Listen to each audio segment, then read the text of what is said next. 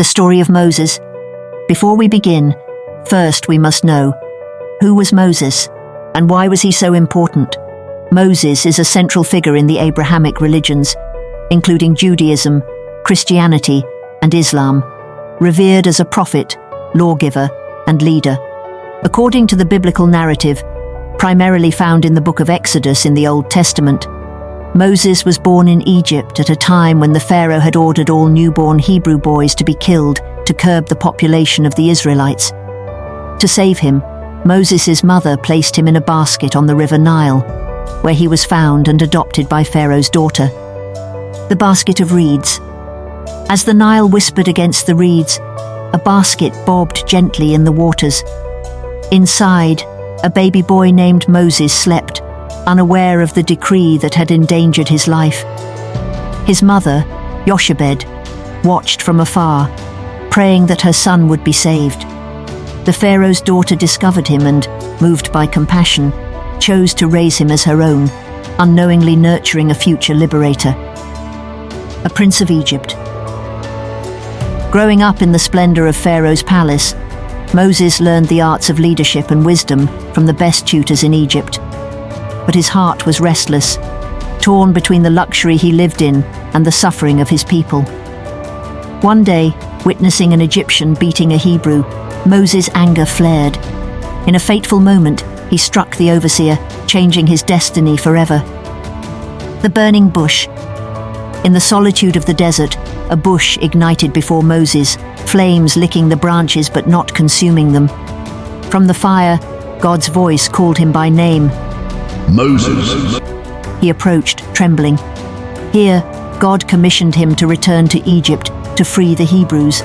Moses, return to Egypt and free my people. Moses was afraid, feeling unworthy, but the divine promise of guidance convinced him to accept this monumental task. Signs for the Pharaoh.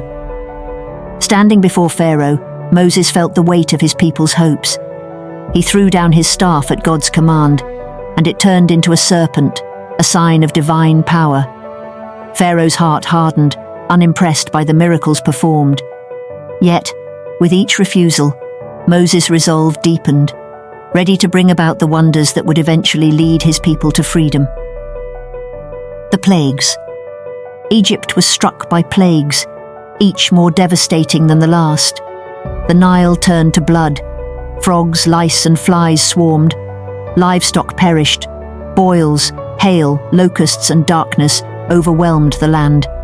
Finally, the death of the firstborn broke Pharaoh's resolve, a pivotal and devastating moment in the biblical story of the Exodus.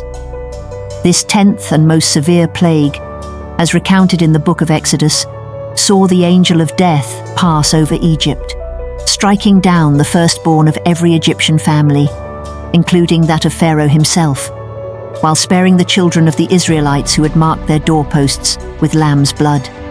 This act of divine intervention was not just a demonstration of power, but also a judgment against Egypt and its gods, emphasizing the sovereignty of the God of Israel. Parting the Red Sea. Trapped between Pharaoh's army and the Red Sea, the freed slaves despaired, but Moses, holding his staff high, trusted in God's promise. As he stretched out his hand, the waters miraculously parted, and the Hebrews walked through on dry land. As the last of the Hebrews reached the far shore, the Egyptian army, in their relentless pursuit, entered the path through the sea. Overcome by hubris and anger, they ignored the miraculous nature of the path opened before them. However, once the Egyptians were midway, God instructed Moses once again. As dawn broke, Moses stretched out his hand over the sea, and the walls of water that had been suspended by divine will collapsed. The returning waters swept over Pharaoh's army, engulfing chariots, horses, and soldiers alike. None who had entered the sea in pursuit survived. The manna from heaven. In the wilderness, hunger threatened to unravel the spirits of the Hebrews. Moses cried out to God, who answered by raining down manna, a bread-like substance, each morning. This daily miracle sustained them through their years in the desert, a reminder of their reliance on divine provision. The waters from the rock. Facing the people's wrath for lack of water, Moses, directed by God, struck a rock with his staff. Water gushed forth, quenching the thirst of a nation and demonstrating God's unending mercy, even in the face of doubt and complaint. The 10 Commandments. Atop Mount Sinai, amidst thunder and lightning, Moses received the 10 Commandments, the foundation of law for his people and countless generations to come.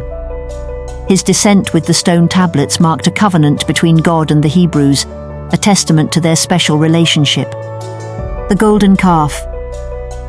When Moses delayed in returning from the mountain, the people, in their impatience, crafted a golden calf to worship. Upon seeing this, Moses' anger erupted. He shattered the tablets, symbolizing their broken faith, but later interceded on their behalf for forgiveness, a testament to his leadership and compassion. The legacy of Moses. Moses viewed the promised land from Mount Nebo, knowing he would never enter it. His journey had been long and fraught with challenges, yet he had led his people to the brink of their new beginning. Moses died there on the mountain, leaving behind a legacy of faith, law, and liberation that would echo through history.